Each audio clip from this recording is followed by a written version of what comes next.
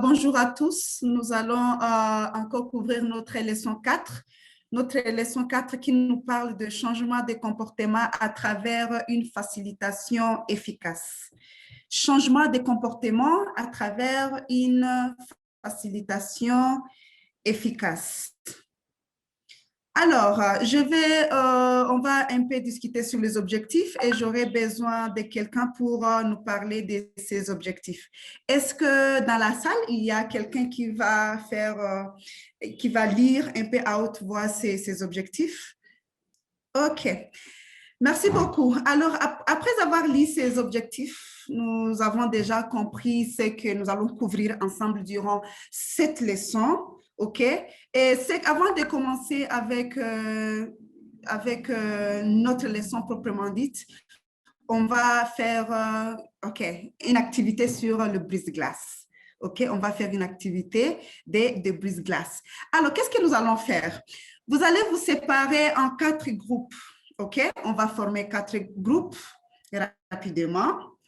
Et après avoir formé 4 groupes, il y a déjà le flip chart qui ont été préparés, OK, dans la salle. Il y a déjà nos flip charts.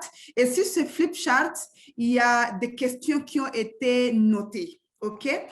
Et sur le premier flip chart, il y a la question, quelles étaient les caractéristiques du facilitateur?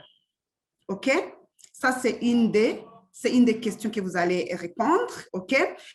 Et l'autre question, c'est qu'a fait le facilitateur pour encourager la participation? OK? Troisième question, comment le facilitateur a-t-il agi envers le participant? Et une autre question, c'est quelle technique, méthode ou activité le facilitateur a-t-il utilisé? OK? Alors, qu'est-ce que vous allez faire? Nous avons déjà 4 groupes et nous aurons 2 minutes en groupe pour faire un brainstorming et noter les réponses à la question sur le tableau de notre conférence. OK? Et ce que nous allons faire, vous écrivez la réponse sur le flip chart et puis vous avancez, vous irez sur un autre flip chart et écrire la réponse, ainsi de suite, ainsi de suite. On va répéter cette activité jusqu'à ce qu'on ait répondu à toutes les questions sur le flip chart. OK? Et ce que ce que vous devrez maintenant avoir en tête pour répondre à ces questions, pensez à un atelier auquel vous avez déjà assisté. OK? Après avoir pensé à cet atelier que vous avez vraiment aimé vous-même, et puis maintenant, vous allez vous poser ce genre de questions. Qu'est-ce que le facilitateur avait fait? Ce sont maintenant ces mêmes questions que vous allez répondre pour pouvoir maintenant avoir la collecte des informations. OK?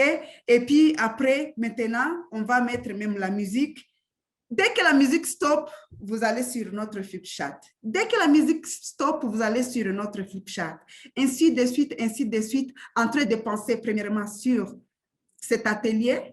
Et puis, rappelez-vous maintenant, quelle était l'attitude du facilitateur lors de cet atelier, lors de cette formation, lorsque le facilitateur dispensait la matière, ainsi de suite. Je ne sais pas si c'est clair ou s'il y a des questions, mais si vous avez des questions restent ouvertes.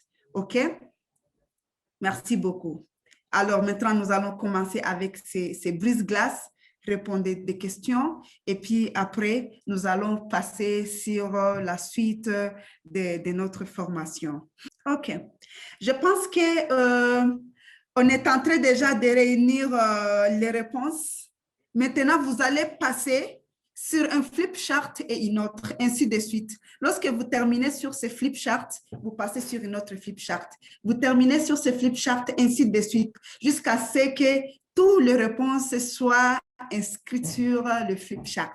Vous avez encore quelques minutes pour terminer cet exercice. Alors, merci beaucoup à tous. Merci beaucoup à tous pour cette participation active. Et rapidement, je vais vous amener pour qu'on puisse un peu exploiter ensemble le document 4/1. Le document 4/1 qui nous parle des éléments constructifs pour une facilitation efficace. OK? Nous tous, nous irons sur le document 4/1 qui nous parle des éléments constructifs pour une facilitation efficace.